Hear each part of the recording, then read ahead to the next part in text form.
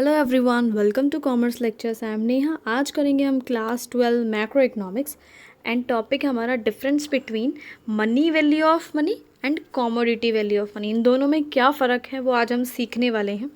तो सबसे पहले जानते हैं कि मनी वैल्यू ऑफ मनी क्या चीज़ होती है। देखते पहले बुक में क्या लिखा है। Value which is inscribed in a coin, यानी सिक्के पर जो भी चीज़ लिखी हुई है। जैसे कि अगर 1 रुपये का सिक्का है तो उस पर 1 लिखा होगा, 5 रुपये का सिक्का होगा तो उस पर 5 लिखा होगा, तो वही वैल्यू होगी उस सिक्के की। या फिर written on a paper note, 100 रुपये का नोट है तो उस पर 100 लिखा होगा, 500 रुपये का नोट है तो उस पर 500 लिखा होगा, तो वही वैल्यू होगी उन पैसों की। एग्ज़ाम्पल देखते हैं। अगर आपके पास 500 रुपये का नोट है और आपको मार्केट से कुछ गुड्स एंड सर्विसेज, सब्जी वब्जी कुछ भी लाना है, तो आप कितने रुपए की खरीद सकते हैं? 500 ही रुपये का सामान खरीद सकते हैं 500 रुपये के नोट में।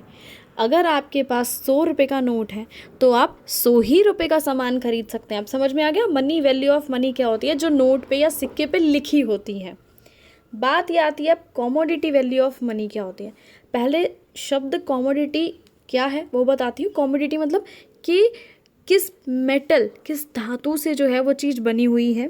कोई सिक्का है तो वो गोल्ड का बना है या सिल्वर का बना है, जैसे नोट होता है वो पेपर का होता है, वो किस मेटल से बनी है।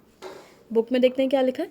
Value of commodity like metal that the money is made of, यानी आपके पैसे किस चीज़ से बने हुए हैं। नोट से बने हुए हैं, पेपर से बने हुए हैं, या किसी सिक्का जो है जैसे उसमें चांदी का है, वो सोने का है, वो मेटल की क्या वैल्यू है आपकी, वही होती है commodity value of money. Example देखते हैं यहाँ क्या लिखा है।